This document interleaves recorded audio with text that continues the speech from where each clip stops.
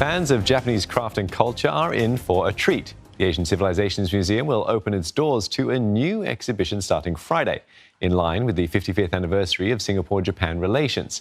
It's going to be a double bill. Japanese woodblock prints and paintings will be featured in the first section.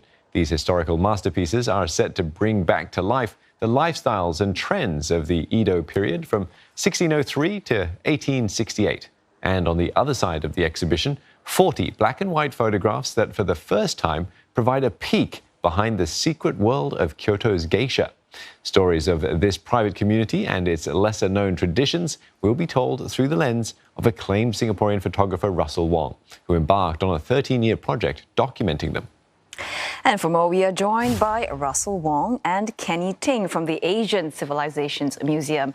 First up, let's just start with you, Kennie. Tell us what's so exciting and what's so awesome about this exhibition that we should be lining up at the door on Friday when it opens? Well, firstly, the Life in Edo section, which is presented in collaboration with the Kobe Shimbun in Japan, is the largest exhibition of Japanese woodblock prints, or ukiyo-e, ever in Singapore. And it presents Edo, which is today's Tokyo, in its full splendor, and in a way Singaporeans love. So it's all about food, fashion, travel, famous sites, pets. There's loads of cats. Secondly, the Russel Wong in Kyoto section of the exhibition is the world premiere of this 13-year labor of love by Russel Wong.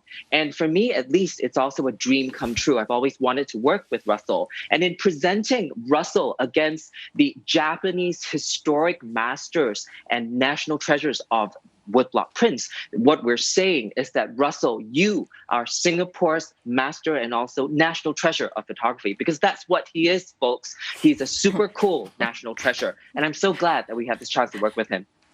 Kennie, you are the ultimate hype man, I've got to say. Russel, let's hear from you now. Tell us about your 13-year journey documenting the lives of the geisha. What got you interested in them in the first place?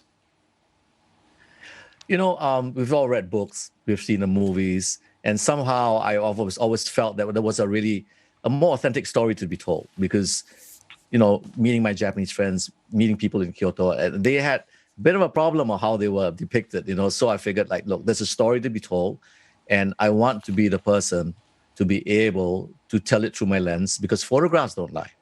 You don't see it, it doesn't happen, you know. And yeah, pretty much I wanted to be on their side and tell their side of the story, you know, visually. And have people really like spend the time and just pretend they're actually with me in Kyoto in that nice tea house or that tea room, experience all these amazing rituals and happenings and dances that, you know, no one really gets a chance to see unless you're a member of that tea house or ochaya. And, you know, Russel, I mean, we know that, you know, you've won the trust of a lot of these celebrities, you know, based on the pictures that you have. But this particular community, I mean, they're well known to be rather elusive. So how did you win them over? You know, one thing I wanted to tell them is I'm not here just for the short term. I'm not here just to take a pretty picture, go make a postcard out of it, you know. I told them I wanted to, again, like I said, tell an authentic story. And they're the only ones that will allow me to tell this story. So the trust, of course, it is ultimate, you know, in this world, like anything in Japan. You know, they value trust and relationships. So for me, it was just building the trust and a lot of sushi meals, a lot of ramen meals, and just, you know, showing them what I do. You know, showing them what I do. And I think people can feel if your intentions are good, you know, they will finally let you in. And if you do enough research and respect what they do, they will let you in. And given the access that you had, are there any misconceptions that you'd like to set straight about a geisha? And also just a question about why you chose to shoot them in black and white. Firstly, in terms of what we think we know, obviously it's not as dramatic as the books and the movies you see. You know, they go about their normal lives, they have their rituals and their little ceremonies and you know, they are people in the end. You know, they are people in the end. They are young, you know, they are young women in the end. And this I try to depict in my photographs, and I try to humanize them, and not just, you know, a woman with that white foundation makeup, you know, and a beautiful kimono.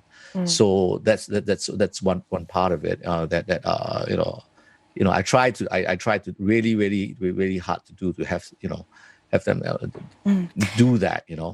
What was the second question? Sorry. I was just about why you decided to shoot them in black and white. Oh, the black and white. Yeah. Because the second question, I mean, the black and white was the easy thing for me because black and white is timeless, and I shoot a lot in black and white. And I always believe that it's something that historic, like an old city or old culture, it's always best in black and white. Somehow it's just, to me, it will stand the test of time. And you will look at the photographs in the museum and you would not have known that it was shot maybe 13 years ago. It might have been 50 years ago. So I've always enjoyed and I always wanted to attain a certain timelessness in my images I make. Back to you, Kenny. The other part of the exhibition that will feature, the wood block prints and the paintings that, we saw earlier. What sort of stories can be told from this Japanese craft? So ukiyo-e, translated into English, means pictures of the floating world or transient world. And it's a reference in some ways to going with the flow, to modernity. And you will realize in looking at the pictures that the Edo period, Tokyo 200 years ago, was so modern. Just as an example, there are so many pictures of cats in the exhibition because the ukiyo-e was essentially the Instagram of its time. One of also my favorite pieces in the exhibition is this very seemingly contemporary picture of this lady, a courtesan, having a piece of tempura. And tempura, of course, still exists today. In fact, I belong to a generation of Singaporeans who grew up going to Daimaru or Yaohan to have tempura with my parents. That was my first introduction to Japanese food before sushi or sashimi came over. So there's so much of that period that still exists today. I mean, I think another very favorite piece of mine is also the print of the Sanjo Bridge that will be coming through midway through the exhibition. And that is reflected in Russel's own contemporary photograph of the Sanjo Bridge in Kyoto. A black and white photograph. It's shot exactly the same way the bridge was depicted 200 years ago. And why this photo speaks so much to me is this, I miss travel. So many people love Japan and traveling to Japan. There's no way to go right now. But you know what? Come to ACM and travel Japan here. And then, we'll be ready when the borders open again. We shall do just that. Thanks very much for staying up, guys. We've been speaking with Kennie Ting, director of the Asian Civilisations Museum, and celebrity photographer Russel Wong.